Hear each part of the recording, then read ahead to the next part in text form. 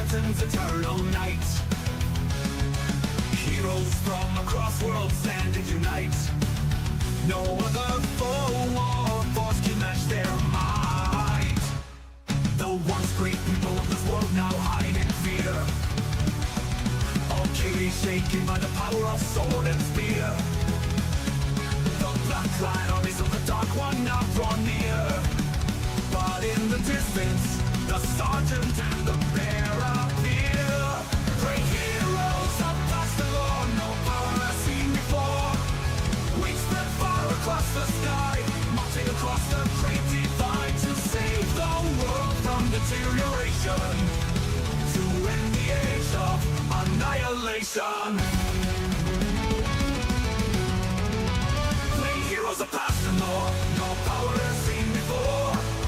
Wings spread far across the sky, marching across the great divide to save the world from deterioration, to end the age of annihilation.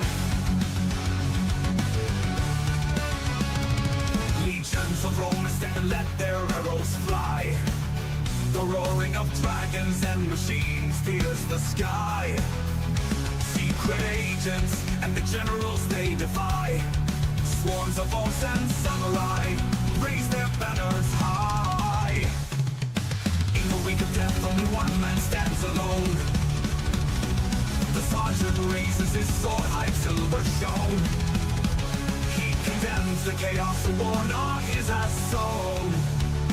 He stands longing for the day he may return home. Great heroes of past the law, no power has seen before.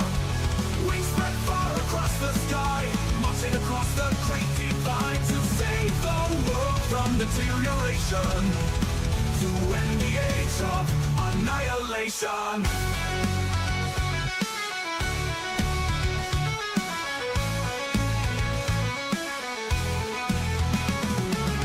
Until the war for the world springs is won, they will fight until they're online. But Akiri will stand alone as one, and the bloodshed is finally done. Great heroes of past the law, no power has seen before. We spread far across the sky, marching across the great divide to save the world from deterioration, to end the age of annihilation.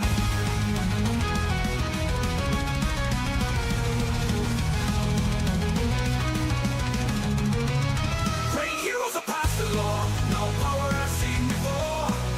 Wings spread far across the sky, marching across the great divide to save the world from deterioration, to end the age of annihilation, to end the age of annihilation, to end the age of annihilation, to end the age of annihilation, to end the age of annihilation.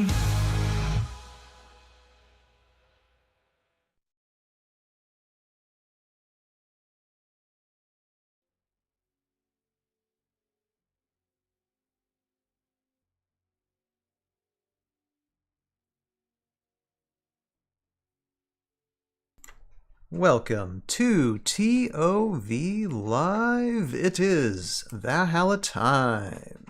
It's time to look at more VC stuff too. Yes, that's right, Heroscape. Let's go. Hello, everybody. Welcome to the ToV Podcast, episode 69, where we're going to be taking a look at some more VC units because, well, there's a lot of them, and we got to tackle them a little bit at a time. Hello, everybody. I'm Ryan, aka Tales of Valhalla, and I have with me tonight Sir Josiah, aka Roguescaper, and first time a guest on the podcast, Skateboard. This is a fun meeting. This is a fun meeting. Skateboard, how are you doing?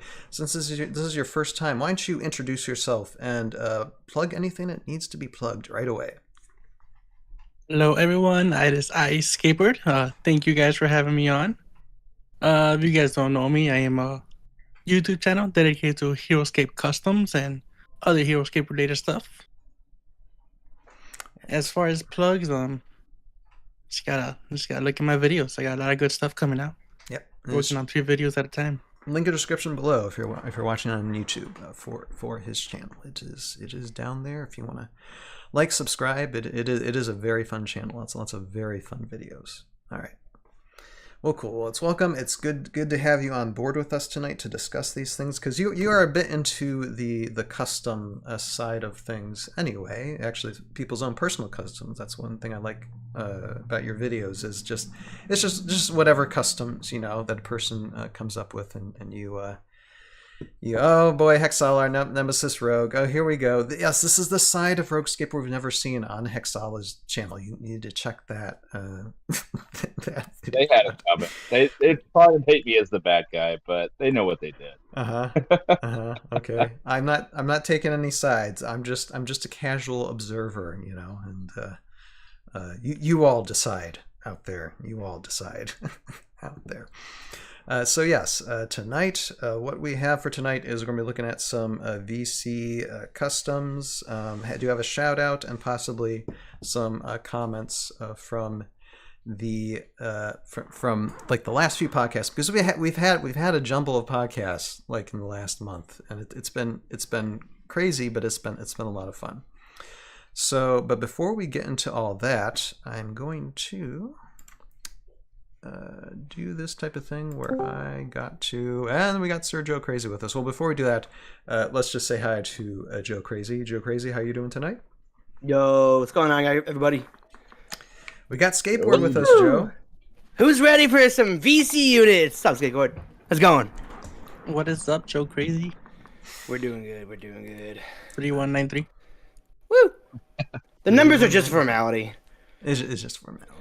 He's not crazy. He's Joe Crazy. And I got to press this right button. Ah, there he is. I gotta put the... That's a nice shirt there, Joe. Where's my... Thank you. Where's that hat? Okay. I got to look for the right tab, so just give me a moment. There it is.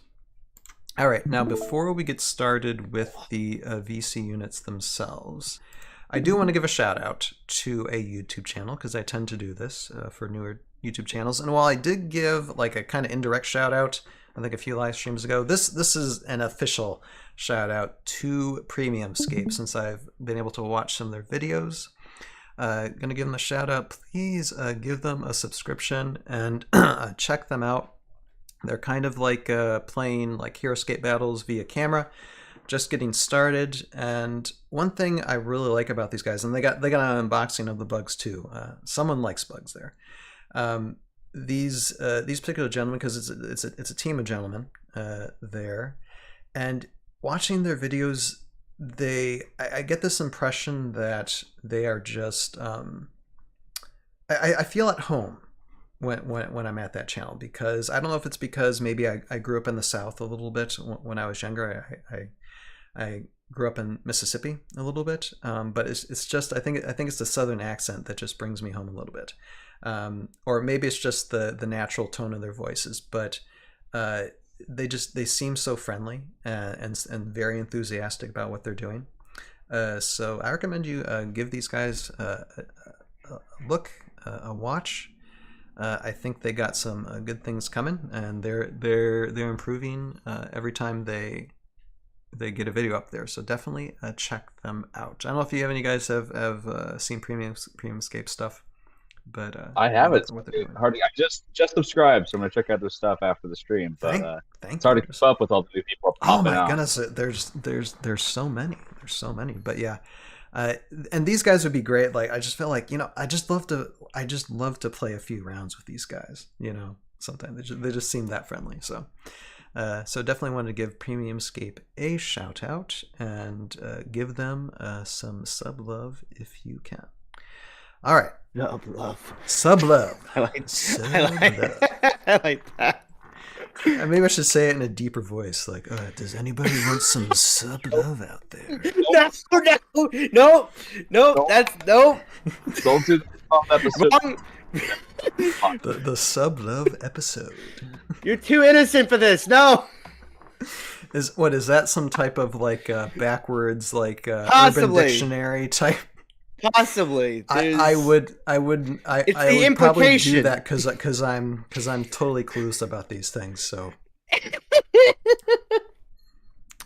Look young. I'm not young. Anyway, all right. So how about we? Let's see. I gotta bopped over to this. All right.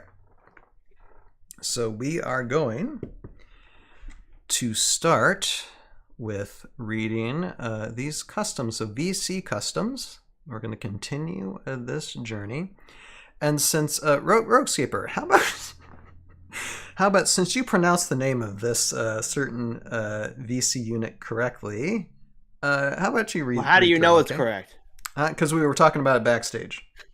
So I was mentioning my. All right, then how is it pronounced? Go ahead. Yeah, it's Zaeus after Zaeus. All right. Planet of the Apes. Dr. Zaeus, like. Okay. Yeah. They made a whole musical about it, The Simpsons, but. Yeah. Oh wait, is that from Planet of the Apes? Dr. Zaeus? Yeah. Yeah, and here, hold on a second. I know this isn't going to work for anybody who's listening on Spotify, but I was able to actually get the miniature there for that. So yeah, that's a interesting thing. But yeah, go ahead, Rogueskeeper. Read away. Read its power. So we got a Primadon scientist. He's inspiring, a medium 5, a very big medium 5 man. Yeah. Mm-hmm. Interject. His name is Zaeus. He has Gorillinator attack bonding. I'll read the stats real fast first. We have move 5, attack 4, defense 4, range 1, and 130 points. I don't know what he is, Delta. Attack bonding is after revealing the quarter marker on Zaeus. You may take a turn with a squad of Gorillinators you control. Before taking a turn with Zaeus, these Gorillinators cannot move during this turn. And Railgun special attack, range 7, attack 4. When Zaeus attacks an opponent's figure that is not adjacent with his Railgun special attack, you must choose a figure adjacent to the target figure if possible. If Zaeus inflicts more wounds than needed to destroy the target figure, all excess wounds count as unblockable hits on the target figure. Or on the chosen figure, yep. On the chosen figure, yeah. Yep. So actually, here, I'm going to... He has a lot of choices during his turn to make. It's a very unique bonding option too when it comes to Gorillinators. Mm-hmm. Now when it comes to like scrolling down and synergies, it's like you have Guerrilla Troopers, which are another VC unit. Cool. We'll have to do later, and Command Courier, which actually I do have those, but the really only classic unit goes with is Gorillinators. So this is a really Gorillinator centric unit to use, although that's not a bad thing. Not at all. Because Gorillinators can move. Technically, you don't really, since Gorillinators got their movement and range. You could have an order marker on Gorillinators first turn. They move up. Then have Zaeus, right? Did I say that right? I think I said that right. I'm just gonna call him. Okay, Zaeus. I just calling him Zeus the whole time, but I don't think Hey Zeus would be too big of a thing. But anyway, Gorillinator attack bonding seems like a fun. A thinking game. Get Gorillinators up, and then you have Zaeus move up too. Gorillinators just start hammering away like they did in the first turn, because you can't move them, but technically you should just already move them up. And then Zaeus has got a railgun special attack, which is pretty impressive. So yeah, that's kind of why I'm just like, okay, I'm getting the miniature. It's just like I have a few squads of Gorillinators. Why not? I really love the railgun. Yeah, it's really cool. Fun ability, especially if you fight against Vipers.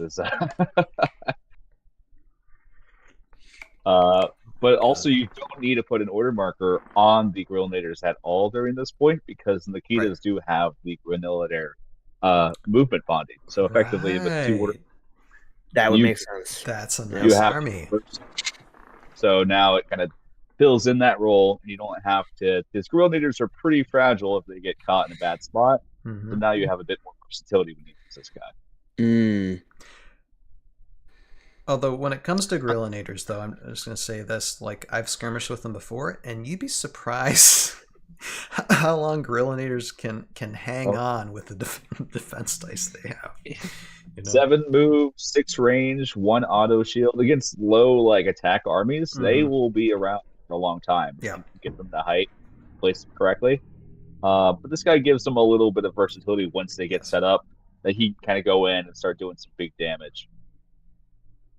I sometimes forget that the Gorillinators have range. That they do. That they do.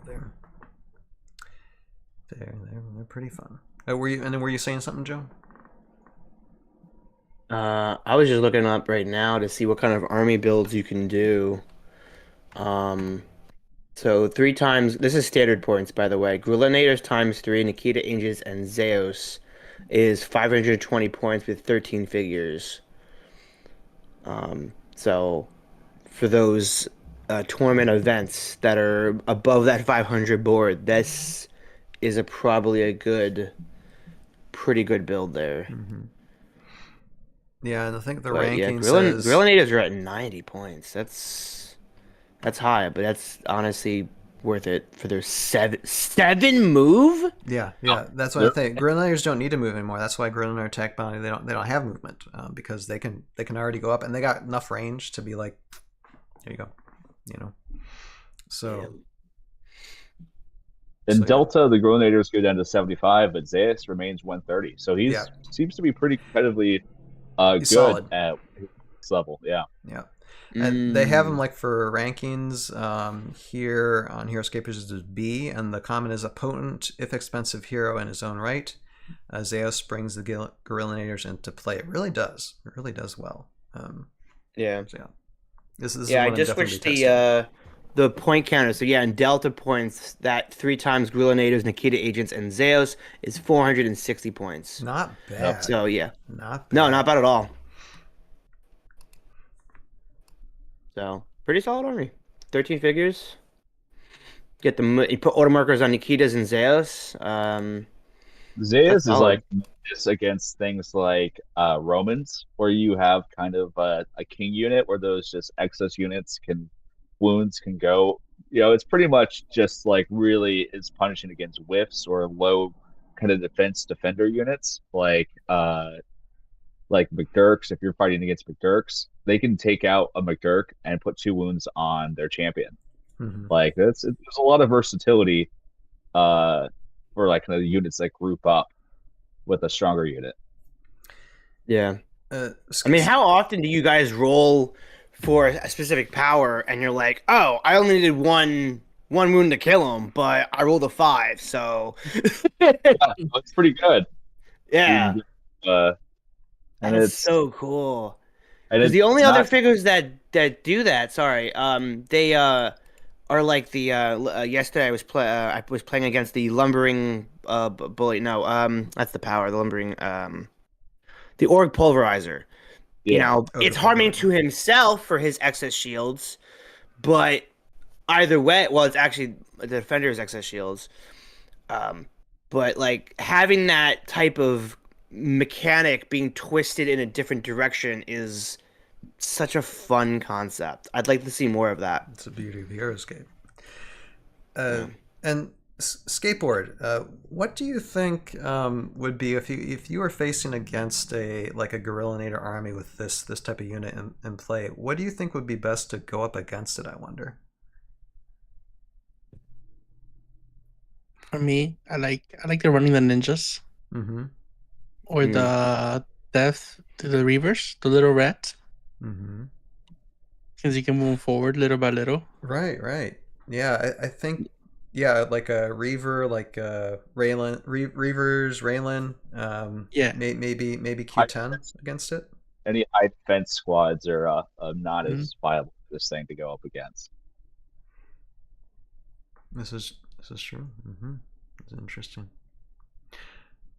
All right, and Josiah, I think we got lore? Yeah, we got bio. Yeah, I can show it here. I'd love to get We have a bit of bio with these. So if you want to read it, go ahead. From the personal logbook of Zaeus, lead researcher and engineer of the Primadon Military Weapons and Tactics Division. Date 2.423. Colonel Laglor came by today. I finally had something flashy to show him, as the ARK-2110 was fully operational.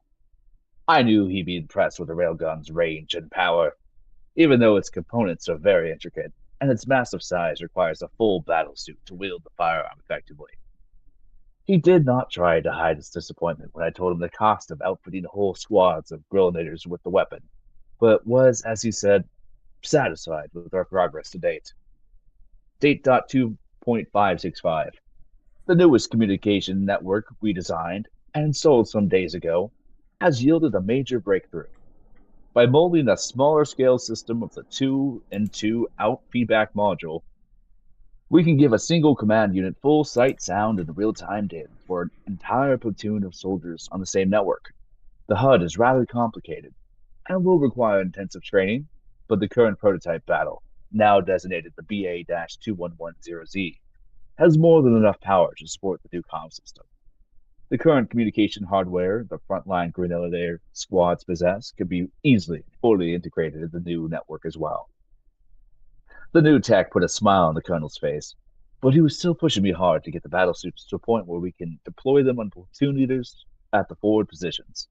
While I can't deny this would be a major boost for us, I'm quite certain the full-scale production of these suits is a long way from being ready. Date 2.601. The time for a full field test is here. With the new Morrow offensive, the brass is insisting that we gather all the required data in order to move the BA-2110Zs into mass productions.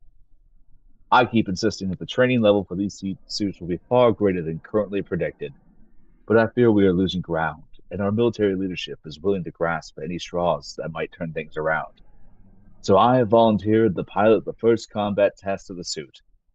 It's been years since I've seen actual combat, but at this point, I'm the only one alive who understands how this new combat platform can be best utilized. Tomorrow, Colonel Laglor and I go in search of the Morrow Hive Lord, who may hold the key to the power of teleportation. Interesting thing. I wonder who that could be.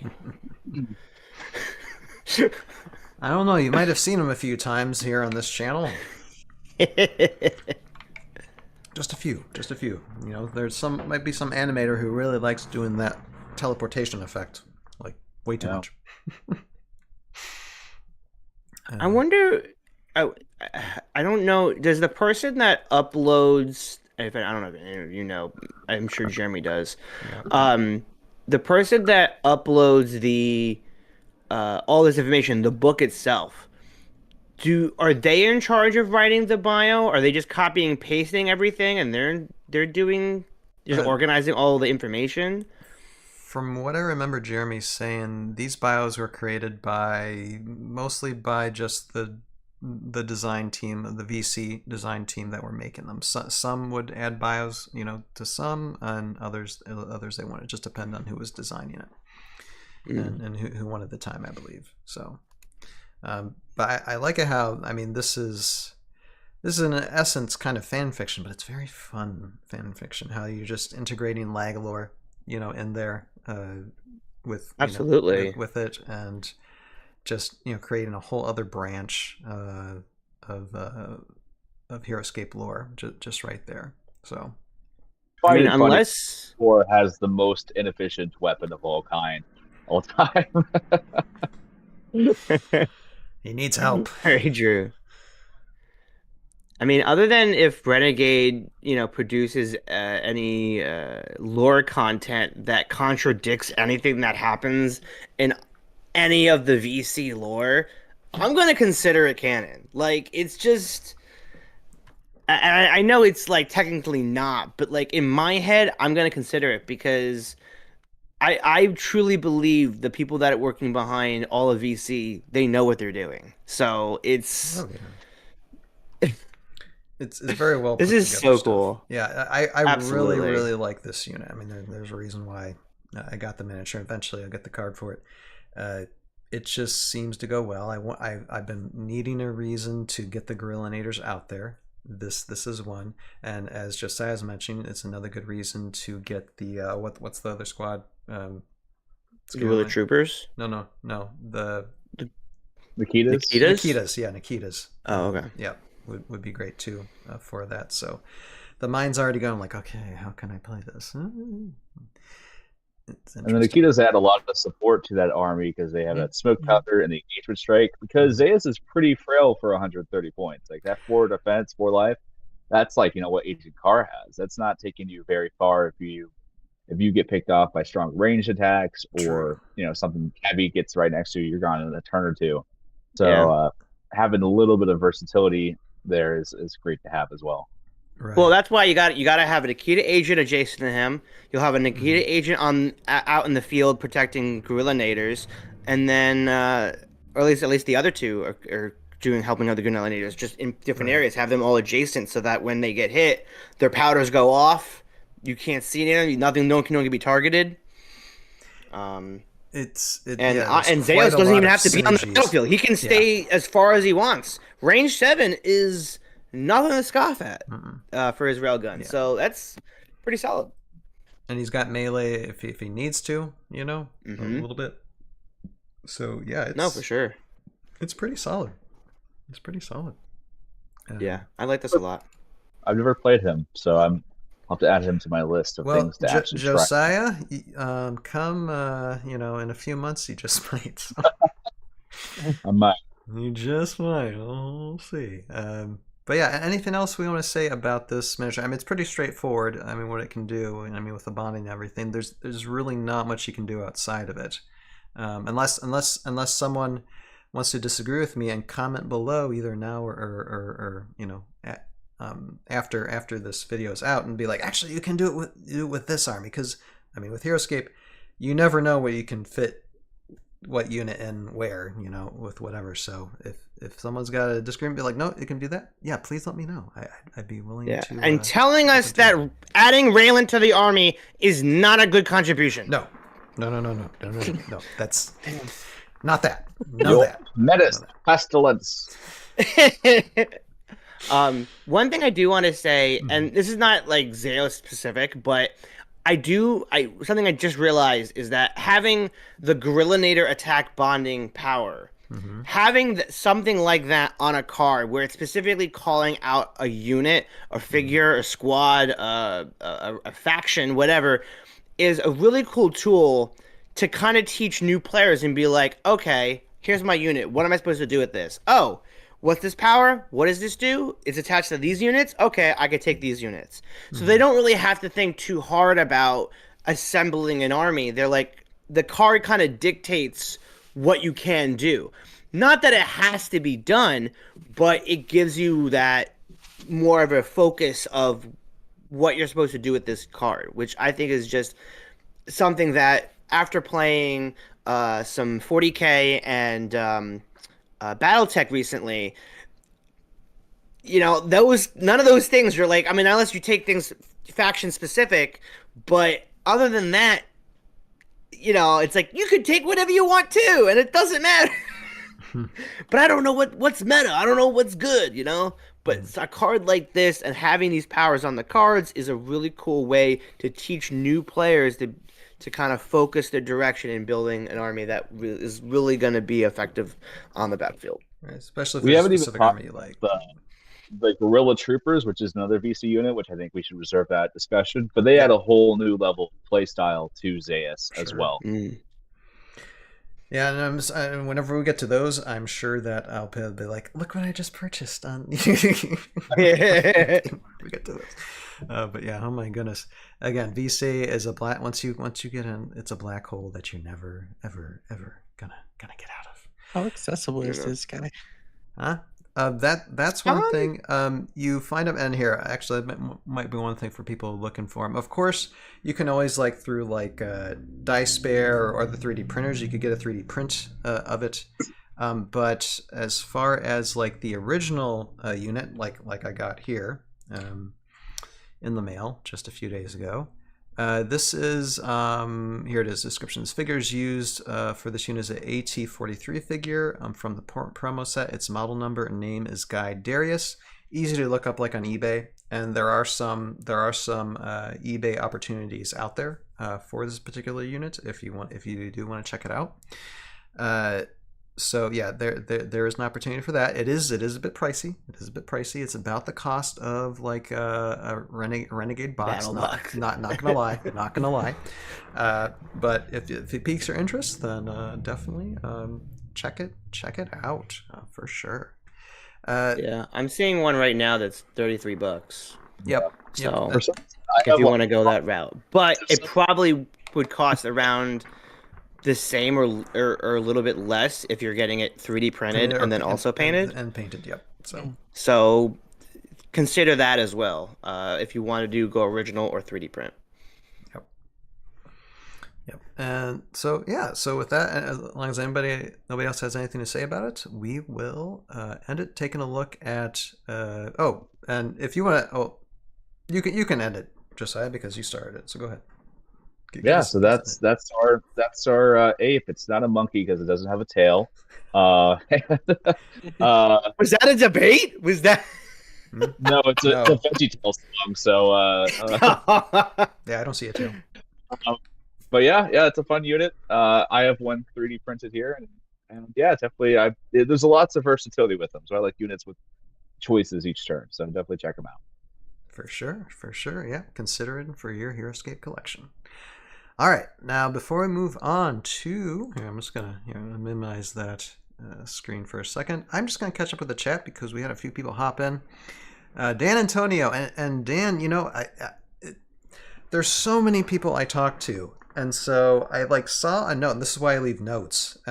So it's like I come back to. I know there's certain things that me and Dan need to probably talk about sometime in the future. So Dan, just so you know, Dan, I haven't forgotten. Or I've forgotten, but now I remember. So, yeah, I do have you in mind in the future for things.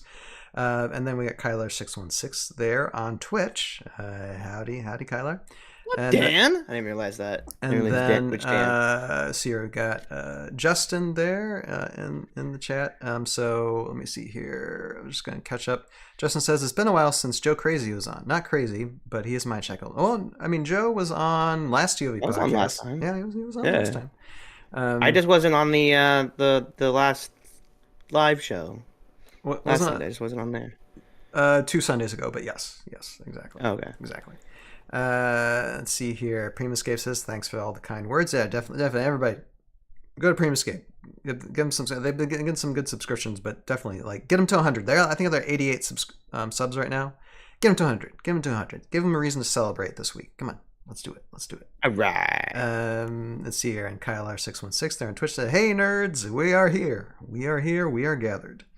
And Dan is saying, I love the gorillas. I've been wanting to purchase them. Dan's also saying, hey, Joe, I was at the Massachusetts tournament. So, yeah, I think Joe. I remember. And then Hexel is saying, classic rogue bringing up monkey versus a gorilla drama. Oh, my goodness. Oh, there's backstory here. We'll have to keep that for the backstage, though. To where Hexala will be, since Hexala are supporters, they'll probably listen to the backstage later. And then Dan saying, yes, yeah, I know, okay. This is one thing. I know that you guys wouldn't believe how many conversations I have with so many people. It's very humbling.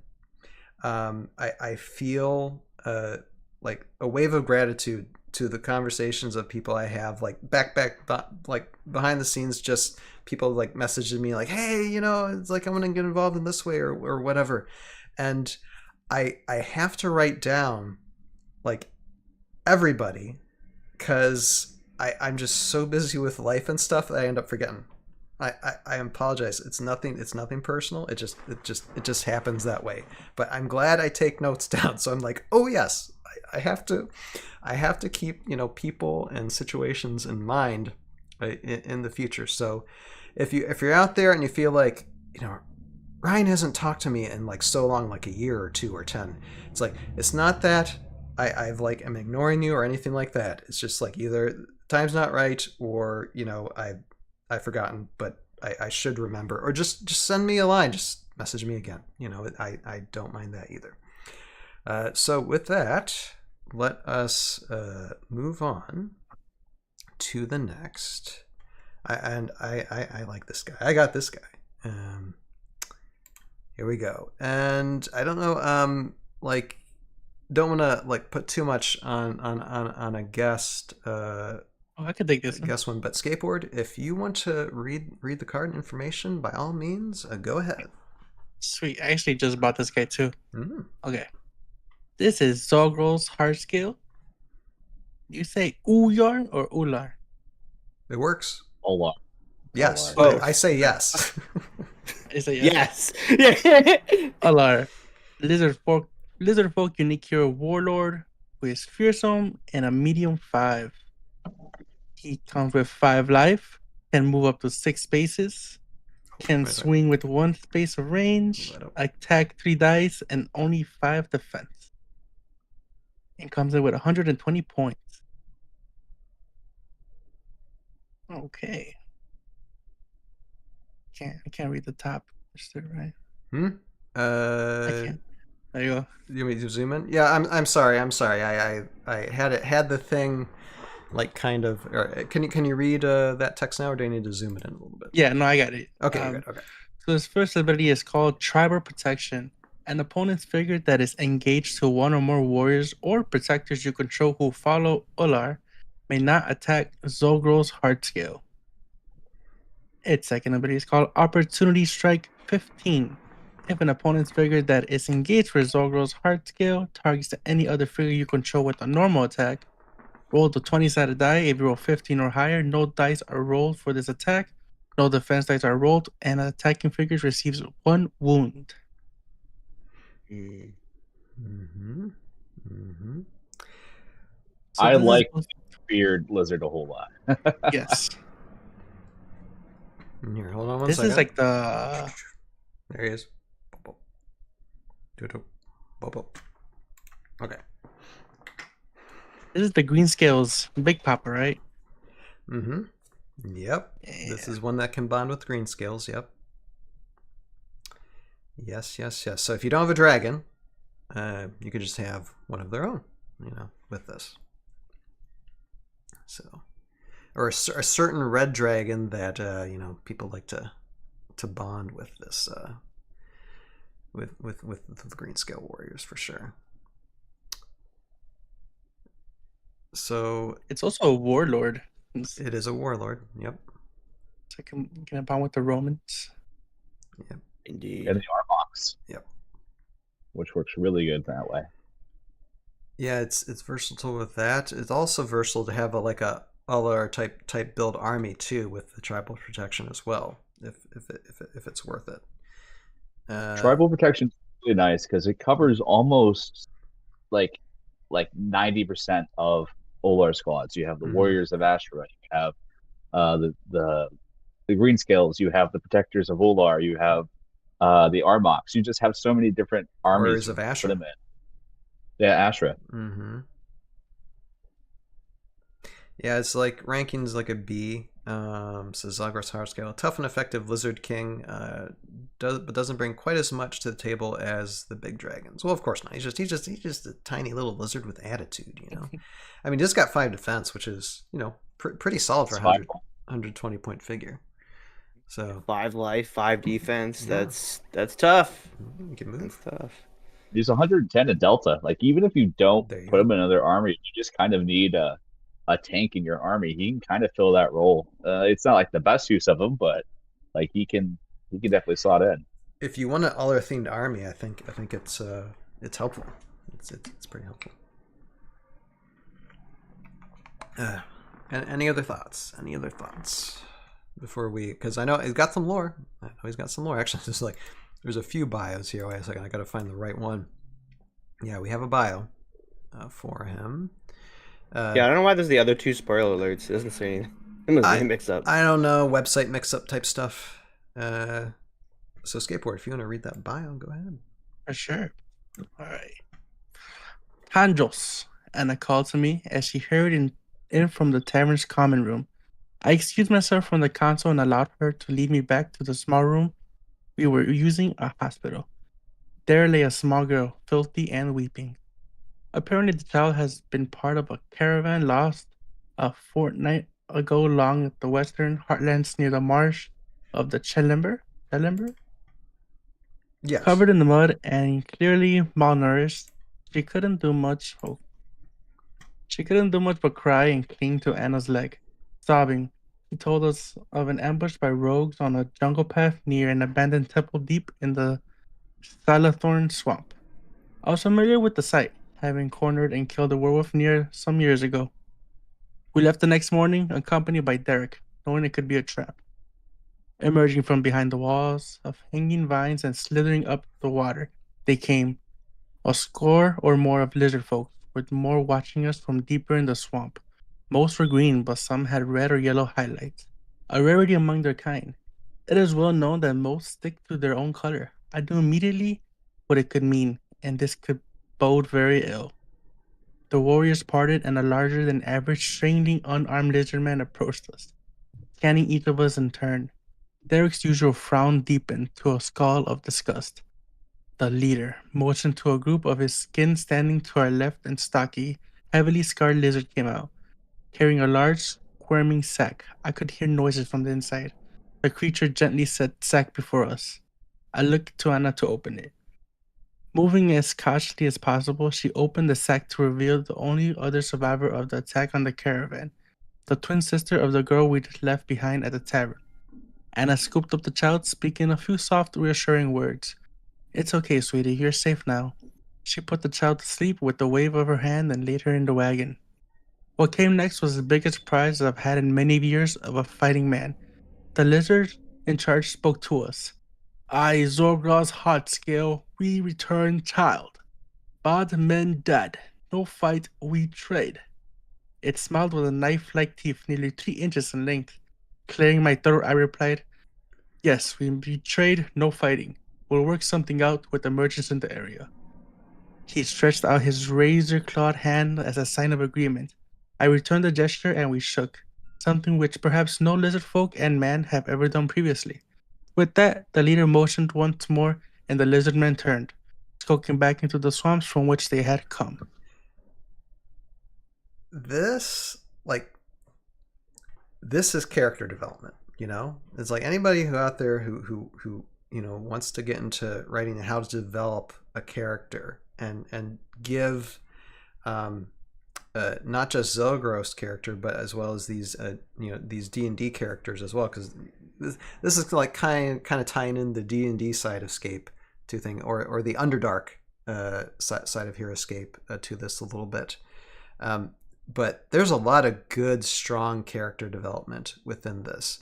It gives the thought of Tandros and Anna, but it also shows the humanity in a lizard man who's not human. It shows a little bit of intelligence and slight compassion, even though it's like we trade. A little bit of comedy there too. I'm very impressed with this. I gotta ask Jeremy later, who exactly wrote this, because this is some really good storytelling. And this is set in this bio set in the littoral D&D setting. Marsh of Shelimber is actually a D&D setting in Sword Coast. So this isn't on Valhalla. This is on their D&D planet. Okay. Oh, interesting. Interesting. Oh, interesting. That's so. This is like a pre taken to Valhalla, basically. Mm-hmm. Yeah. Pre rapture. It's a flashback. It's a flashback, yeah, and which happens a lot in Heroscape lore. So the only problem I have with Zogross, who is I love the powers, I love the design, is just the model itself is so much smaller than you actually think. Tiny. It is like a head smaller than the green scales. Yes. But other than that, it's a fun. I've played this a couple of times where you just kind of get your opponent just really they don't know what to do, because if they attack him, there's a potential that they don't get to roll any dice and they just get a wound. Right. But they can't attack him. There's always this back and forth kind of with the abilities. So it is a pretty fun unit to play if you can get them next to him and it's not a lot of ranged opposition.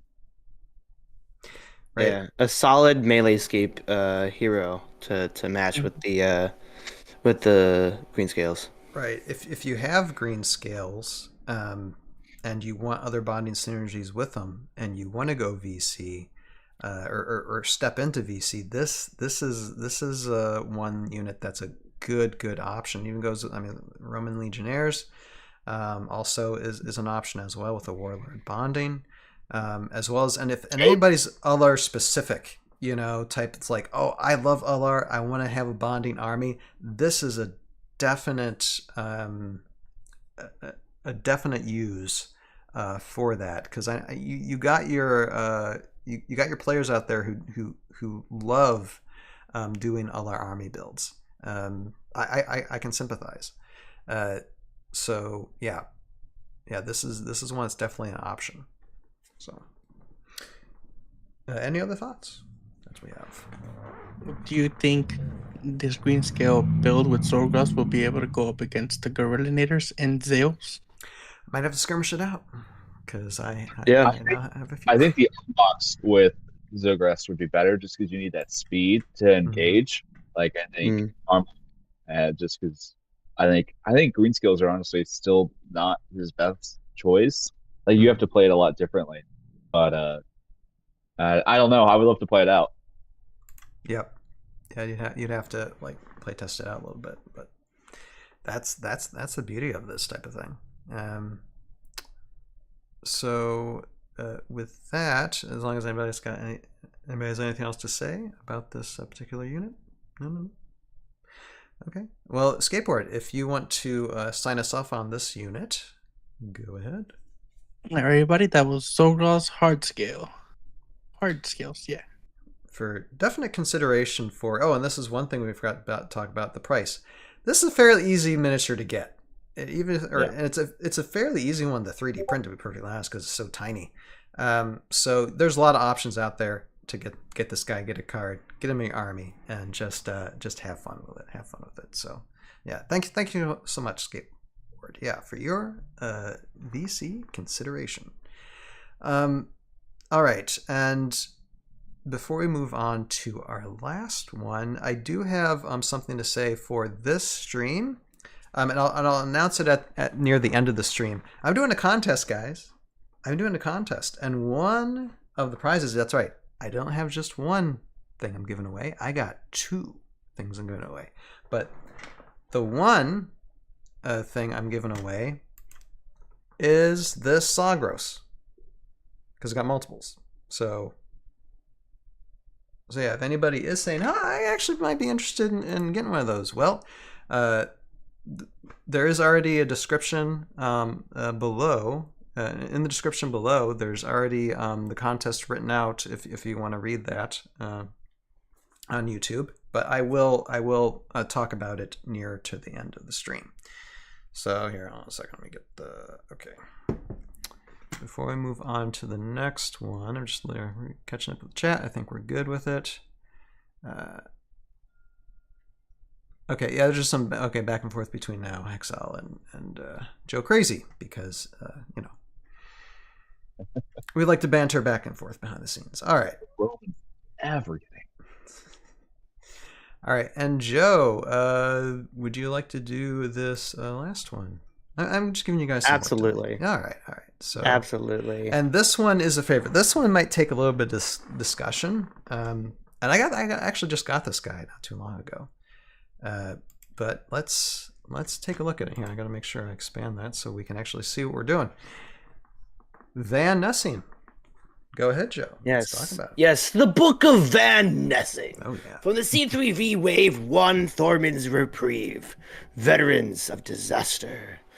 So, yes, we have Van Nessing. He is an Aquila unit, a hybrid, a unique hero, a hunter, and he's devout at a medium 5.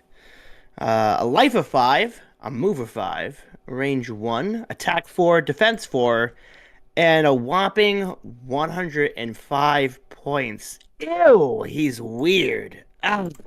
For anyone that doesn't know, anything that has a 5 at the end, to me, is weird. Weird.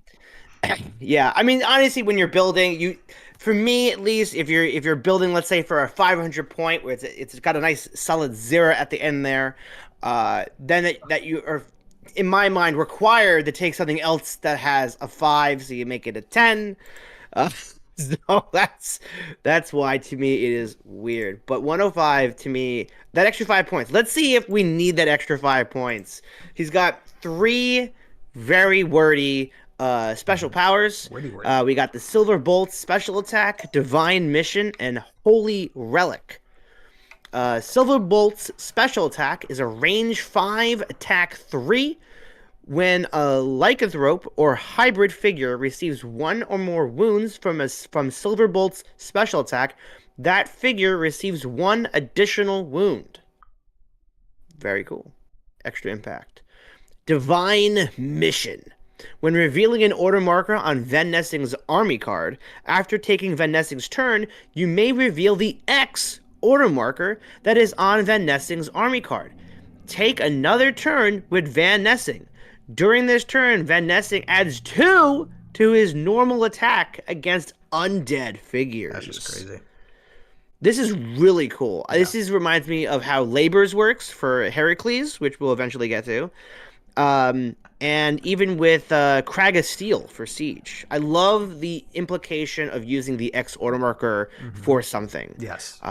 You're letting your opponent know that this is not a numbered order marker. Yep. You will not be taking 2 turns. Like if you had a 2 and the X on Van Nessing, and people are like, oh man, maybe it's his 1 is 2. Oh, he already went with this 1. Oh, maybe it's his 2 is 3. Oh, it's this 2 and it is X.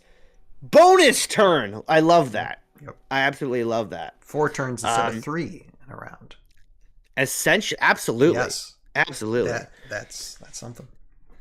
So now we have the last power, Holy Relic. When the 20-sided die is rolled for a special power on an opponent's undead army card, and at least one of the figures from that army card is within 3 sight spaces of Van Nessing, subtract 3 from the die roll. Ooh. That sounds like a personal attack. That is... He says, Cypher no more. Cypher no more. Sudama no more. Oh my god. That's awesome. Yeah. It's got a range, but yeah. Yeah. I mean, obviously, it's a special power. I think that's where the 5 come from, right? It's a very specific scenario that this power is going to be useful for. Mm-hmm. And I feel like when it works, that's the 5 points. I feel like that's where that is. Sure. You guys let me know in the comments. Mm-hmm. So this is a Dungeons & Dragons figure from the Unhallowed set. Vampire Hunter number 11 to 60. Is it now? Yeah, the one that at least I believe so. Yeah, the one I was like, the one that I currently miniature I have, I got it off eBay, but it took some hunting. It took some hunting and waiting. Yeah. Was it devout hunting? Very, very much so. I just took that, looked it up. I don't know what. Online. Okay. I found one for about $12. It's been pretty rare, but it looks like there's probably a new stock or someone found a bunch because I'm seeing some more listings than there normally are, which is nice. Good. Yeah, it is. I think a lot of people selling on eBay some of these things don't understand really the value when it comes to Heroscape for these things. I mean, I'll say it again. I mean, Heroscape is becoming more popular, but they don't know seriously, VC. No one knows about this game. Yeah, they don't know VC. Seriously, no one does. And again, even if you're not getting into VC, when we're talking tonight, especially when it comes to these 3 units we're talking about tonight, guaranteed, if you're going to a tournament, you very likely might see these units on the board. So even if you're not invested in VC and don't want to get it, that's fine. But you need to learn about them as much as possible because you never know when you're going to be facing them. You never know. Yeah. And not to say that when you do play, if you go to a tournament and you're going to encounter something you don't know, for the most part, either ask your opponent, hey, may I see your cards? I've never seen them before. Or I'm pretty sure that, especially if you play against me, I will, if you're not familiar with any VC, I will teach them how they're used, what the powers do, and most likely how I would be using them. Because you want to know how to engage this unit. Certainly ask, for sure. Anybody who's going to have enough Absolutely. goodwill to be like, oh yeah, sure, here, let me show you what it's about. Yep. A lot of goodwill. Yeah. So that is the gameplay lore. Let's check out the lore. So we have a bit of a story here. So Yeah, hold on a let's. second. Let me get because it's in very small letterings. Yeah, I don't know why. I'm zooming in too. Yeah. Zoom and Enhance. A lot. I don't even, people can even see that. Here, I'm gonna have to. Here. Okay, hopefully this won't break my computer. All right. I think we're good. All right. The full details of Van Nessing's past are a mystery even to him. The records of the Loyal Library state that he was found on the edge of the elven sacred copse? Maybe corpse? I don't know. Half dead, already into middle age, and lacking any memory of his past life. Regardless of what his past concealed, Queen Elena Starling enrolled him in the ranks of the Kresnik, an elite group dedicated to hunting the forces of darkness that roam Phaland. Over the course of many years, Van Nessing became a master of techniques that made him more than a match for any common foe encountered in Phaland's creeping night. An expert in many forms of weaponry as well as unarmed combat, he was driven to constant training, above and beyond his extensive knowledge of undead lore. Van Nessing is armed with an electric mix of items and weapons designed to take maximum advantage of the traditional weakness of the forces of darkness, including silver bolts and relics blessed by the Elven Queen herself. Despite Van Nessing's unrivaled hunting prowess, he quickly grew weary of defending the forests and hunting the walking dead that plagued Moradin. He has found it hard to keep his opponents alive in accordance with Kresnik dictates, which state that all followers must make it their mission to discover the cure for the conditions that maybe best their former brethren. But Van Nessing found it. Typo? Beset. Maybe. Besnit? Beset. Beset? Yeah. Learning new words today. Conditions that beset their former brethren. But Van Nessing found it hard to see past the perversion of reanimated corpses and lycanthropic curses. During one of his hunts, selfish aggrants caused him to abandon his companies to chase after Opus the Dark Lord, and he was overwhelmed and infected by the werewolf lord in the process. Aquila saw him in the midst of his transformation and saved him to assist her in fighting the undead Kingsland. The Archkyrie's hatred of all things unnatural parallels Van Nessing's determination to rid the earth of the foul creatures. Doing all he can to find a cure for his own curse, he serves valiantly, promising never again to forget his Kresnik duty. Interesting. Ooh. And I like that. Yeah, it just kind of ties into, like, because there's a synergy with the Werewolf Lord with him, too, as an opponent or as an ally, which I think we'll talk about, too, as well, because there's some very interesting synergies with this unit. Let me just. I had to look up that first word up there that I thought was maybe a misspelling for corpse. Copse is a thicket of bushes, or small stand of trees. I had to look that up. I'm learning new words today. There's a lot of interesting things in this lore. Like Ophi is actually another Egyptian deity, like Khasumet. Okay.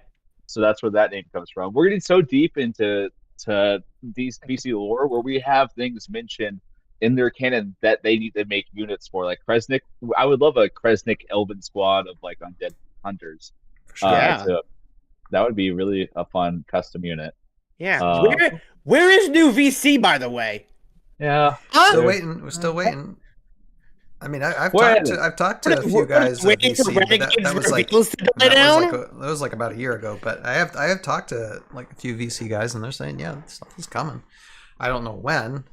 I mean, again, this is like kind of like an indirect way of putting stuff together. So it's not like, you know, they're formally. I don't think they're formally just okay. We're doing this at this time and this day. It happens when it happens. It's whenever it's ready. Yeah. Yeah, exactly. I get it. Take its time. It's all right. Delays. It's fine.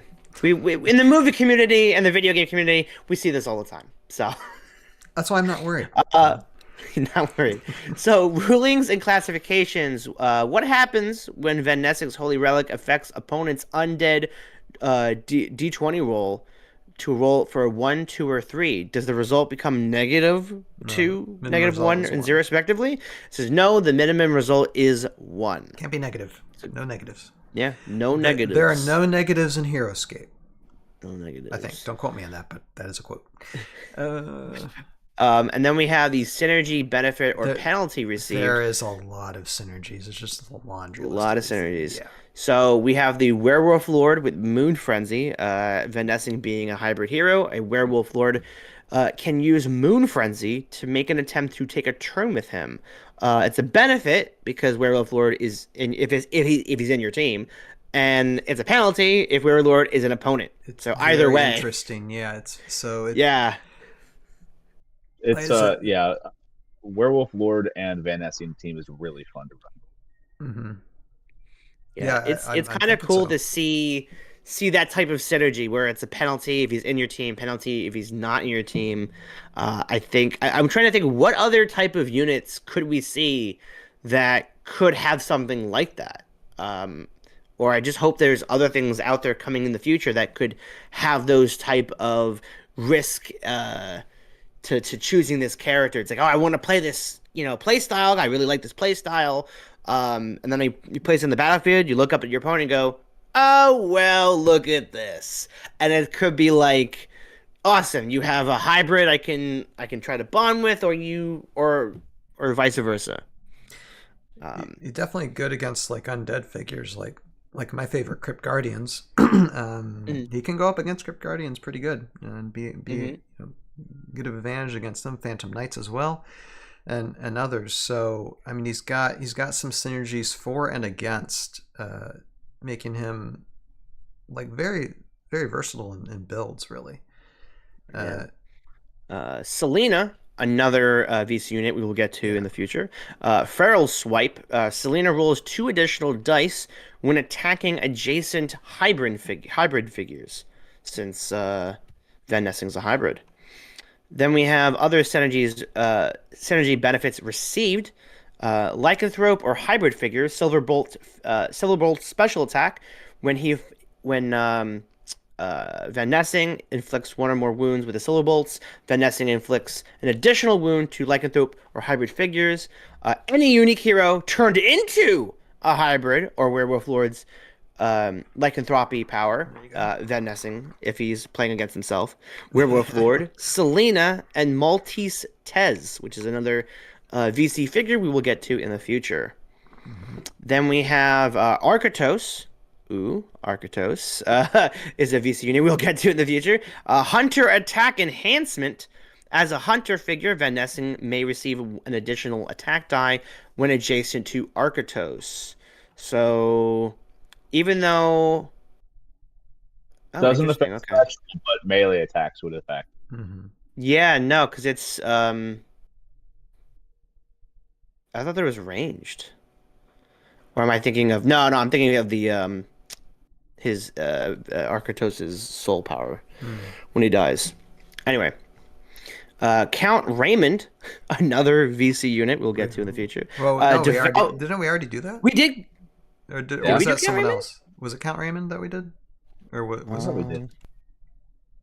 Yeah, maybe so. Let me check.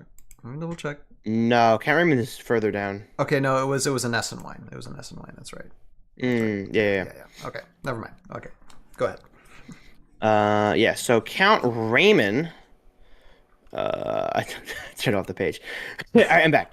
So Count Raymond is devout leadership. Having a devout personality, Van Nessing may benefit from Count Raymond's devout leadership movement bonus. And for just to clarify with that, Count Raymond, all figures you control with a devout personality move 1 additional space. So that's pretty cool. Yeah, and yeah, he I don't know is at devout. 105 points if that's filler for that army that uses Count Raymond, but maybe. Then we have undead figures. Oh boy, here's a list. Yeah. For the divine By the way, mission. I'm doing all this for the audio listeners, so you can thank me in the comments. Undead figures, divine mission. When I assume Van Nessing takes an additional turn with divine mission, Van Nessing adds 2 dice to his normal attack against undead figures. This list consists of classic and VC units. Bloodburst Thrall, Crypt Guardian, Cypern Eisenween, Dark Prowl Thrall, Death Knights of Valkyrie, Death Strike Thrall, Iskra Eisenween, Marku Eisenween, Nicholas Eisenween, all the Eisenweens, Phantom Knights, Prey Blood Thrall, Ratchets of Bogdan, Shades of Bleakwood, Skeletons of Annalita, Sonya Eisenween, Sudema, Tomb Skeleton Archers, Tomb Skeletons, Zombie Moradin, and Zombie Hulk. Yep. Then we Say that 5 times. Say that 5 times fast, Joe. all 20 figures 10 times fast. Then we have undead figures with a power which uses the D20. Oh my god, the D20 for a holy relic. When rolling 20-sided die for the power of opponent's undead army card. If at least one figure from the card is within 3 clear sight spaces of Van Nessing, you must subtract 3 from the die roll. Bloodpurse Thrall, Mindless Pack, Engorge, and Rupture, it would subtract from. Cypern Eisenwind's Chilling Touch, Dark Prowl Thrall's Mindless Pack, Deathstrike Thrall's Mindless Pack, Iskra Eisenwine, Summoning of the Wretches of Bogdan, Marku Eisenwine, Internal Hatred, benefit offered to the opponent's Marku Eisenwine. Yep. He'd be like, can you imagine rolling that? He's in the range, and it's like it would have if he wasn't close to Van Nessing and not get that subtract 3, that would have that power would have activated, but because he was, it did not. Yeah. That is beautiful. Prey Blood Thrall, Mindless Pack, Shades of Bleakwood, Soul Devourer, Skeletons of Annalita, Necromancy, and Sudema, Stare of Stone. And then we have some of the power rankings. Van Nessing. Yeah, this is by Doc. This is by Doc. Yeah. He says, more than just a counter to undead, Van Nessing is a tough hero who can deliver multiple ranged special attacks using divine mission. B+. That's very solid. Yeah, B+. Yeah. That's actually a really good point. I didn't even think of that. Yep. 2 special attacks. Yeah, because you're taking 2 turns, basically. Yeah. Yeah. And that's back to back. Yep. Yeah. Interesting. Grab a glyph, a turn 1 with Van Nessing. Wow. Very cool. Yep. And we can't talk about Van Nessing without talking about the name, which is an homage to Craig Van Ness. Oh, yeah. Yes. Yeah, there it is. There it is. Yep. The vampire hunter himself, you know? Indeed. I wonder what the story for that is. Why? I mean, is there a story? There's a whole figure called Van Helsing that they based it off of. But Van Ness is the designer of Heroscape, so it's just that they get lucky. They put Van Ness right in there. Okay, so it was just a play on words because of Van Helsing. Gotcha. It's I thought there was a little bit more where he's like, "Oh, we know that." Next time I see him, I need to ask Craig Van Ness. I'm like, so this Van Nessing guy, are you just like, did they name him that because of the name, or are you really into vampires? You know. Yeah. Do you actually vampire hunt on your weekends when you're not designing games? These are questions people need to know and ask. People need to know. Yeah. Comment below if we need to know. No, we know the answers. You need to know. And this guy gets more and more valuable with AOA because there's so many more new undead that are being released. Oh my goodness! They need to update this. A whole new booster pack with undead, and he just gets better with each more viable undead that comes to the play. Right. Yeah. Do you think that might bump him into an A ranking, if that's the case? I mean, He's borderline A as is, Yeah. but he doesn't bond. Like he has lots of synergy, but no bonding. Mhm. So Yeah. if he goes down, like he's kind of like Solid, where he can do a lot, but he's kind of a one man unit Sure. where like he doesn't get a lot of support from other things. He kind of has to do things on his own term. So a bunch of squads will take him out in a couple turns, but in like hero battles or uniques, is a he really shines. Would you consider him like a good like filler? He can fit into any army at 105 points. I wouldn't say he's filler. No, it's too He's more expensive. of a specialist, I would say, compared to a filler. Like, Mhm. grabbing glyphs turn 1 to special attacks. Really good like a draft format if you know what your opponent is bringing, especially. So he definitely, but you could put him into any army and he will get his use out of it. Like two turns. We see with Alistair Oh my goodness. is always really great to have. Yeah, that's a good point. Yeah. I mean, I guess if by chance either VC or Renegade comes out with a unit or a squad that has either a devout or hunter bonding, unless they want to come out with a full hybrid bonding, which I highly doubt. Because I feel like there should be more done with class and, I guess, profession. What is that other one called? No, personality. Personality. It's class and personality. Yeah. So yeah, then he would absolutely be boosted to an A if anything like that ever comes out. His silver bolts is more kind of like lore. It's just he's a werewolf hunter, but it's nice that you can still use it even if you aren't fighting hybrids. It's just a bit more effective. It's ultimately just a ranged attack, which is kind of rare and good to have on hand regardless. It just does more. Yeah, a little bit. Yeah. I think I might have to pick him up just so I can run, let's say, at least for my friend group, like an undead Heroscape adventure, and they could take him, and that would be a really fun role play for that person to just run through and attack zombies and hybrids and things, and have this extra bonus. That'd be a lot of fun. Yeah, you got me thinking now, Joe. Next time I do a Heroscape adventure with you, I'll probably have to bring him because I got my own. Yeah, I don't know, honestly. Yeah, that would be. You never know what's going to show up in a Heroscape adventure. I mean, personally, I still like to do the Sylvaris thing, but that's just yes. Soon, everybody will see your Sylvaris. Yeah, I can't. And the special things he does. Oh my goodness! Anyway, reminiscing. Skateboard. What do you think about like the point value, the 105 point value? What do you think about the balance with that? Because I mean, you've evaluated some customs. What about the point value on this one? Is this like uneven, like 5 points extra, or do you think it fits well with the miniature? Well, the 5 point extra, like Joe Crazy, drives me a little bit crazy because you just have to add that 5 to everything you do.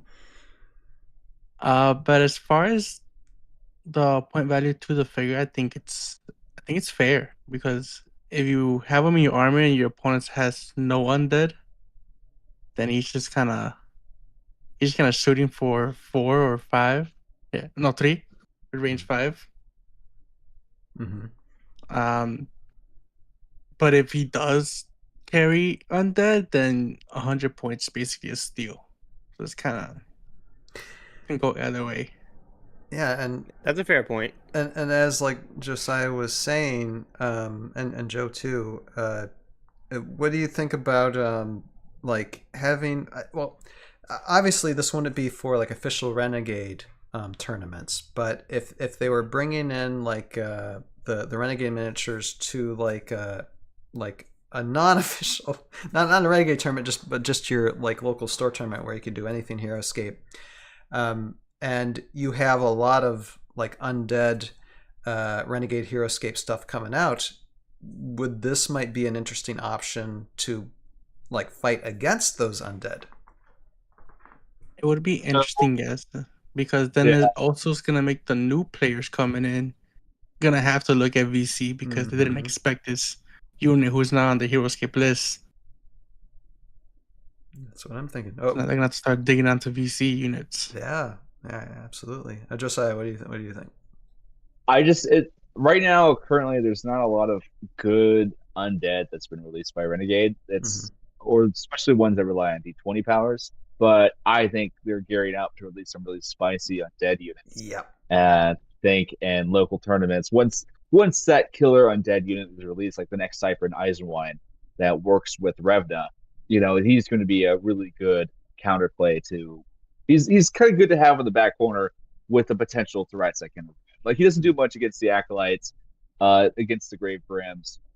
Even the Undead Kyrie don't do much, but like, I think they're all missing like one strong unit piece to make it a very strong and difficult army to go against. So Undeads are going to keep on coming, I imagine. It would be great if Van Nessing could have like some type of like bonding synergy when it comes to like doing like him as a unit and then like a squad unit at once. That might actually raise his value quite a bit if that was able to happen.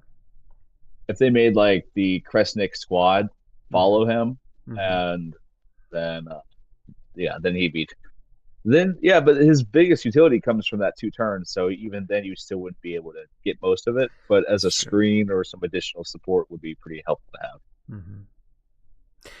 It's absolutely definitely interesting. You know, it would be cool if by chance he wasn't the only not undead or hybrid hero, kind of like how the lawmen now have this synergistic army.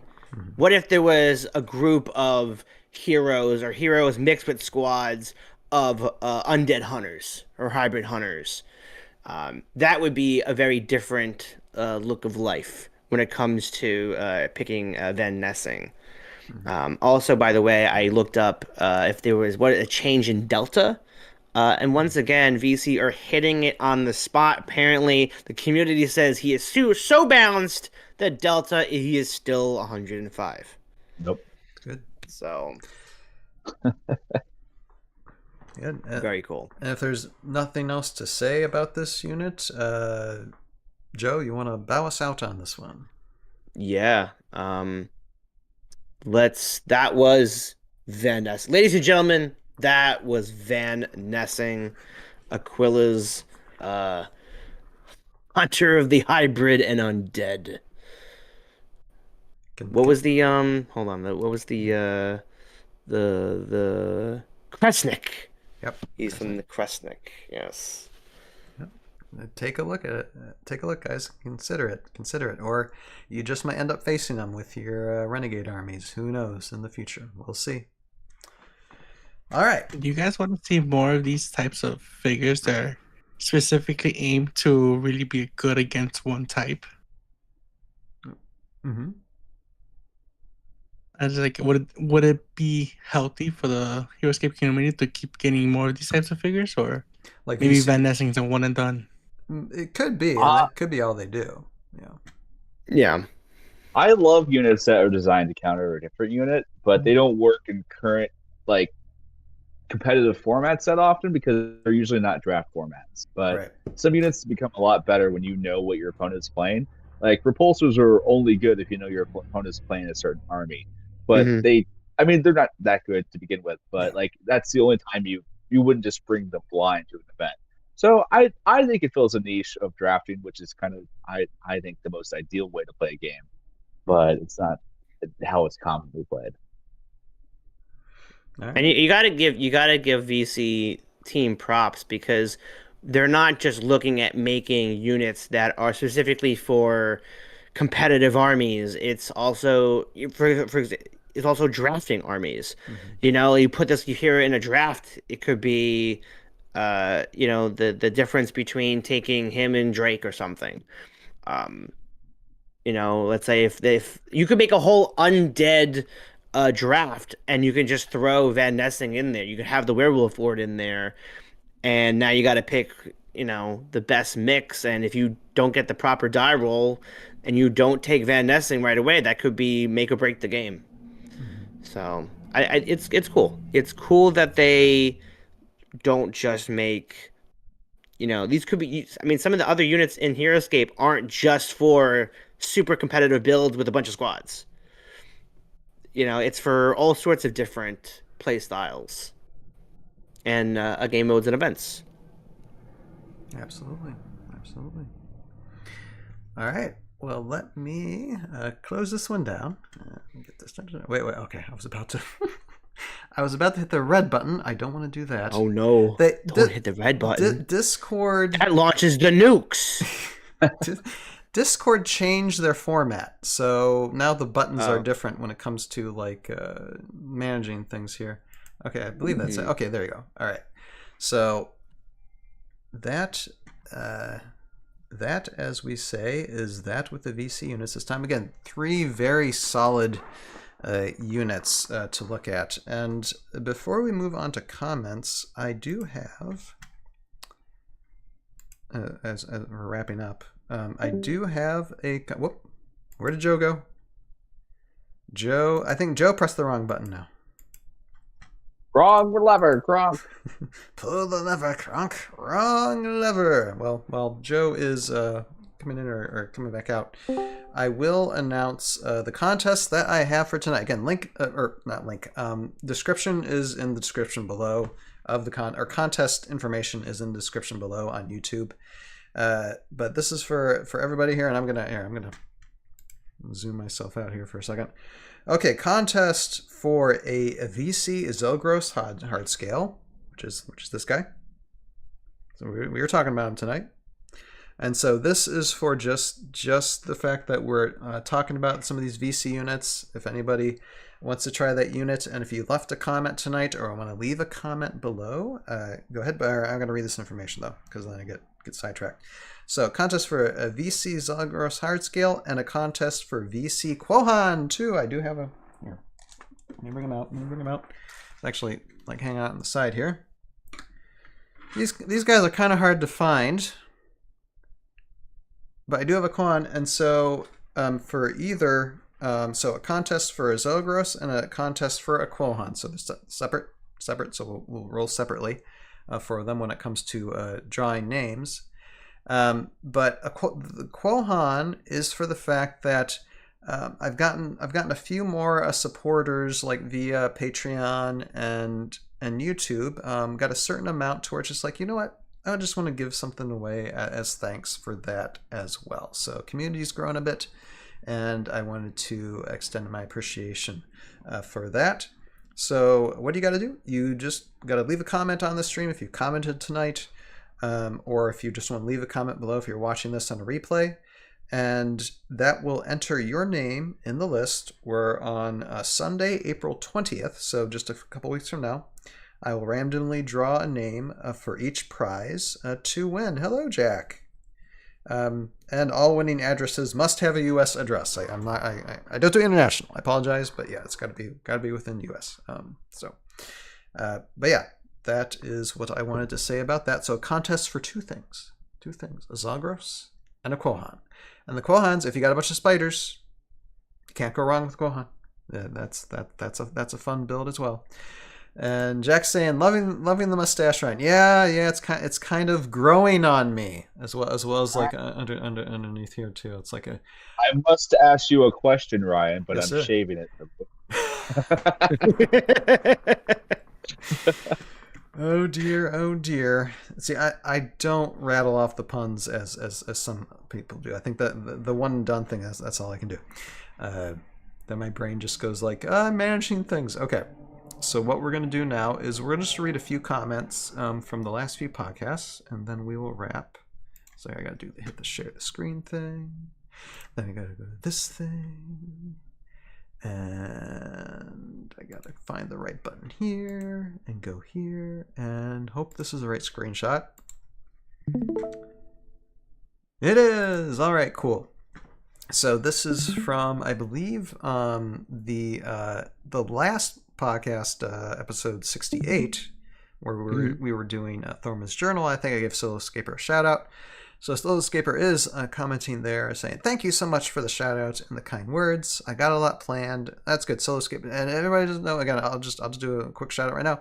Go to Soloscaper's YouTube channel too. He's got a good start there.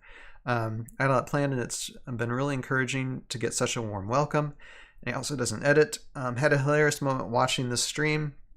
Joe mentioned the owl guy, and I immediately said out loud in my car, yeah, Anshu. Then like a minute later, y'all are talking about knowing all the units and their abilities, and you referencing the new channel that you may think have done that. And yeah, maybe. So, yeah. You're absolutely welcome, Soloscaper, and I can't wait for what other videos you're going to be producing in the future for sure. And thank you so much for the comment. All right, and then moving on next. This was actually from the unboxing. This is okay.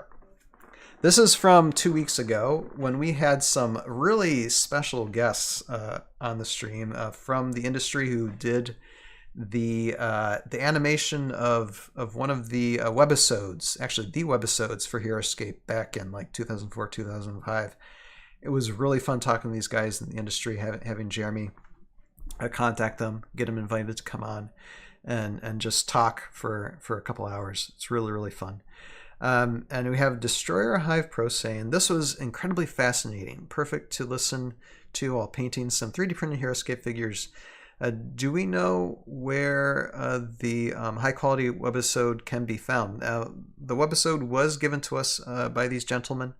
I think it was by Josh, I think. And Jeremy, I'd say Jeremy's given the honor, and Jeremy did respond. Here, let me go to this next one. Jeremy's saying, I couldn't post it though without getting announcements prepped. This needs a stage of explosive flare. So Jeremy's getting it prepped, guys. There will be a high quality video of that animation very, very soon. He is getting it ready, so just stay tuned. And as soon as it comes out, I'll let you all know. I'll have a link and everything. I was just going to ask you that. Well, question answered. Yeah. What did you say, Jose? Oh, I said it's a big deal to have that high quality. Because a lot of people, grab little images for that for their videos, Yes. with that, and it's spot of boot quality currently. So I'm looking forward to having that HQ upload. Whenever Jeremy uploads it, I just might end up doing like maybe just what is it? Not a watch through. Oh, what's the word? Come on, I'm missing the Watch word. party? Watch party. Yeah, might do a watch party for that. Maybe, possibly. I want to go through and have us all redub it just live. That'd be Redub it. Redub it. hello, freak.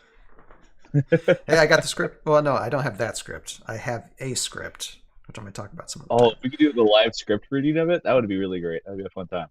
I'm talking about the lost script, but I'd have to get the script for that. I'm sure I could dredge it up for those webisodes though, for sure, because it was actually a rewrite of the lost script because they cut a lot of stuff out from that lost script to make that webisode itself. But I really like the lost script. That just seems a lot more detail into the characters for sure. All right, so thank you so much, Destroyer Hive Pro, for that comment, and then I don't know. Okay, yeah, there it is. Okay, so this one is just a fun little go on because I did an unboxing I think last week of some Vorid, of some bugs. I did a little short of the bugs too because I was very enthusiastic about opening bugs, so I unboxed them early, did a little animating with them for about a minute, so it's there on the channel. But yeah, I have a few comments. Let's see here, one from Dragon Fist. Aha, okay, I got it. I've been playing with this set now for a few weeks. I really enjoy it with Major Q11. Another nice unit too to get. Is really fun, and the Queen is my favorite so far. Yes, it's these bugs. I think they're going to be formidable there in the competitive. Exile says, Ron wants you to name one of the bugs Fred in the credits, which I did.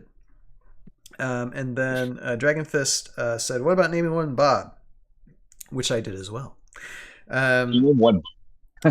And then Peepa Unlimited says, dirty table. Yeah, very, very dirty table, although it was a joke. So, but bless you, Peepa. I love you so much, and thank you guys so much for those comments as well.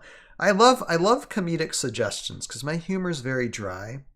So any suggestions is very, very welcome. So it makes things look funnier than I actually originally intended them. So yeah.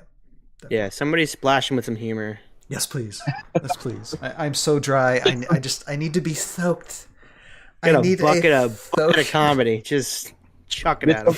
Get some funny moisture on Some this water lab. balloons, some joke balloons. Okay, I think we're done though because we don't want to turn this X-rated. Okay, and so thank you guys for those comments, and we're gone.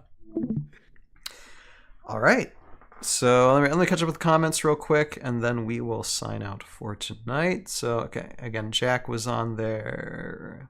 Glad you could join us tonight, Jack. Exile saying Krug Van Ness would have been fun. Homage, yeah, why not? Someone make a Krug Van Ness. You know, a mixture Krug between skateboard. Get on it. A Van Nessing and a Krug. On it. You know, like or Van Nessing turning into a Krug, kind of like a werewolf type of thing. Only it's Krug. Ideas. What if? Oh my God! What if there was like a Ditto-like power, where it was like. It's a werewolf like it's a roll, right? You have to roll and to do it, but you turn into a unit has been previously destroyed and it has to be like a unique hero. Yeah, that would be crazy. I've been trying to brainstorming power for like a doppelganger unit, like that. You don't which unit on the board is that unit until like a D20 is rolled. But I think there's definitely design space for something like that. Yeah, like it could be like friendly or your opponent. Like any unique hero that is dead, you can turn into. Oh, that'd be crazy. Yeah. Like I said, we're just nerds, just making stuff up as we go along, which we like to do. Let's see here. Bounty Hunter 98 there. It says, me and my son started playing again and watched your stream a bunch. Thank you so much, Bounty Hunter 98. I really do appreciate it. And I hope your sons get a good amount of it. And I hope we're not swearing too much. I try to keep everything clean because I try to keep this family. And backstage stuff, we do kind of let it rip a little bit because that is backstage. But yeah, I try to keep this as family friendly as possible. So I hope you guys do enjoy it, and I appreciate it so much. Let's see. Ben here at night. It says ordered the bugs after seeing unboxing event. Haven't gotten my hands on them yet, sadly.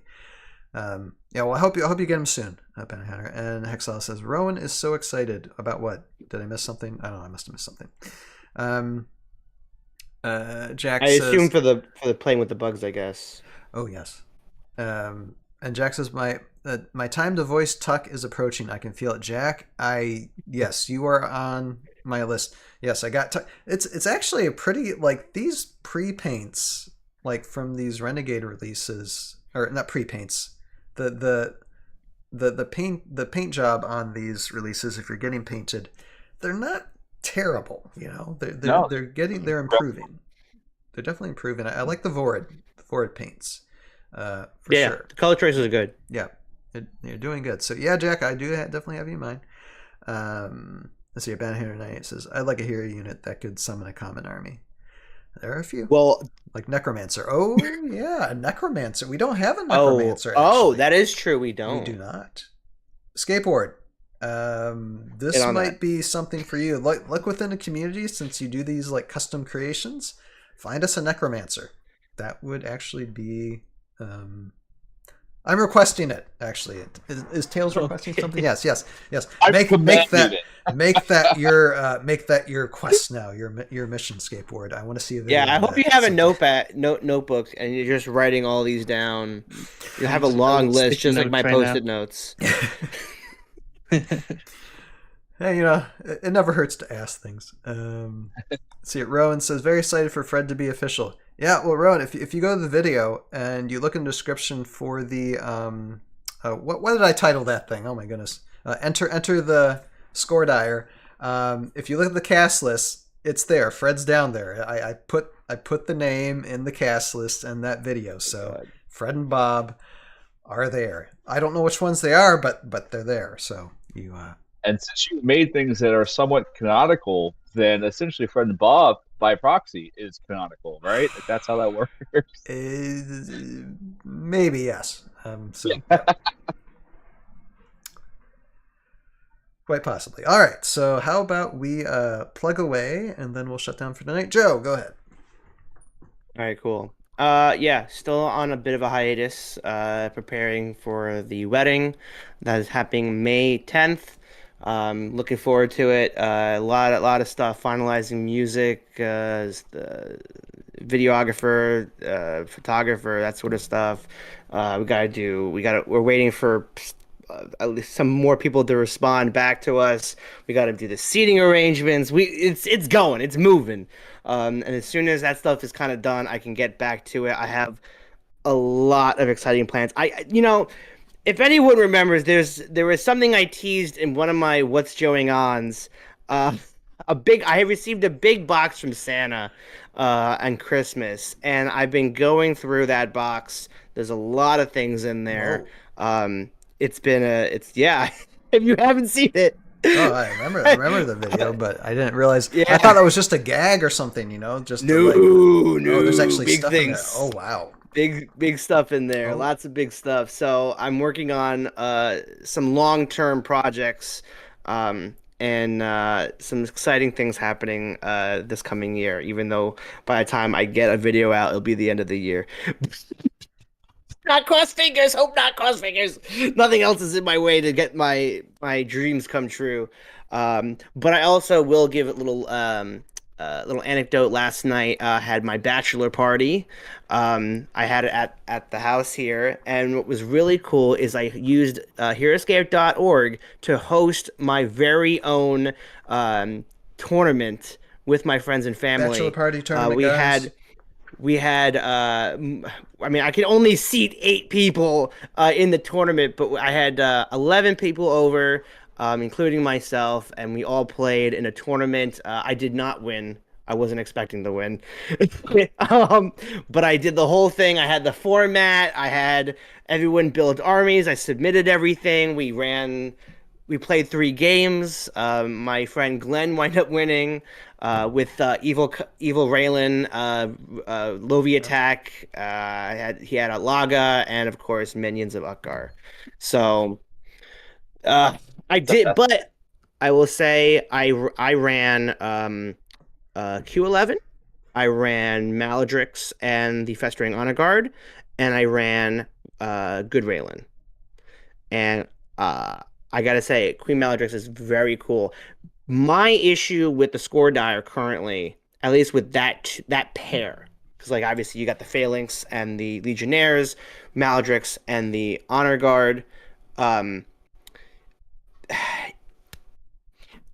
did not get any of the Festering Honor Guard to fester Parasite out of any unique heroes.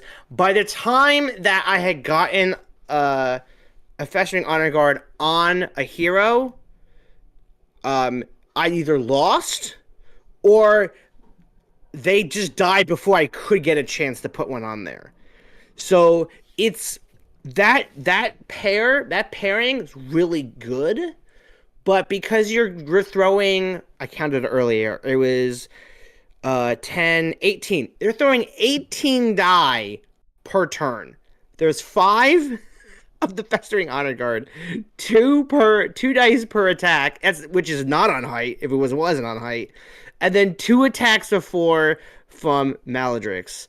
I'm killing things before I can even put a Festering Honor Guard. So I don't know what I'm supposed to do. How I'm supposed to make that power more effective. I don't know. But anyway. Yes, it sounds like. What was that? Punish for your success, it sounds like. Exactly. And then for the Q11 small review, my experience of there, he's too balanced. He's just too balanced. I either was getting 1 or 2 attacks per turn, And when I was getting 3 per turn, they just wasn't doing enough, and he would die pretty early because I would be sending him out first just to kind of like slow the attacks coming in. Maybe I should have sent Maladrix out first. I don't know, but defending with 8 die was insane because with having Raylan, so that was a lot of fun. And I had a big battle with Krug. He was in peak positioning, by the way, peak. He was giving me double attacks of like 8 or 9. It was insane. But either way, playing with the new AOA was awesome. So I yield my time. All right, thank you, Joe. All right, Josiah, go ahead. Yeah, so I am Josiah, otherwise known as the Heroscaper. I've been posting some videos for painting tutorials and some stuff. I've actually just finished the new script for another kind of one of my concept videos where I pitch new units I'd love to see out of the game. So that should be filmed and done relatively soon. Joe, I saw your bounty hunter. I saw your bachelor party thing. I was going to try to join it. Just I was expecting people to just message me like, "Hey, can I come? Is this open invite?" Like, New Jersey is a bit of a drive from Kansas. I was willing to do it, but no, it's good to see you. It's good to have you back. Good to talk to all the people on the panel tonight. Yeah, so just big news is I'm going to EscapeCon and Gen Con the next couple months. So super stoked about that. We'll be making tons of videos when we go there. And yeah, just 2 of the 3, Zogross and Van Nessing, are my top like 5 favorite PC units. So I was really excited to dive in and talk about them tonight. Zaeus is okay, but he's not my favorite. And so yeah, just love being here. Great time. Heroscape's back. We got new releases, new paint schemes I have to develop, and thanks for watching and listening. I yield my time. All right. Thank you, Josiah. And skateboard and skateboard again. You don't have to do anything I say. It's not an order. It's more of an interesting request. So not to sound too harsh, but we're glad that you could be on with us, sir. It was good to have you on to see or to hear the man behind the content creation. So go ahead and plug away your channel, sir. Oh, well, I am Skateboard. Thank you guys for listening to us. If you guys like what you saw in my channel, stay tuned. I have a lot of fun stuff coming out, and I'm just gonna get better from here. That's all I gotta say. Absolutely. Yep. Check again. Links in the description below for everything, contest and just everything. Check it out and leave your comments and stuff. And appreciate everybody. And of course, I am Ryan, Tales of Valhalla. And we'll see you this coming Wednesday whenever I stream about whatever I'm streaming about. I don't know. My brain's fried. We're just ending out. We're cutting out. We're cutting off now. So thank you everybody. Let's see. I just check the comments real quick. Let's see. Hexaw says, "I love how skateboard is just a new guy getting all the work shoved onto him." Well, that's what new guys do. Yeah, he hasn't been through the meat grinder yet. Exactly. We need to rib him a little bit, to really get him, ready to go here on the grind. But yeah, anyway. And let's see here. Bounty Hunter 98 says, "Think people would go to the range to combat high dice rolls?" That should be a thing. But with that, I do thank you everybody for watching. Again, thank you everybody for leaving comments and watching tonight. And if you're watching this on Rewind, appreciate you. Those on Spotify, appreciate you guys too. You have a purpose in your life. Find it, pursue it, live it. And we'll see all of you next time. Later now. Bye.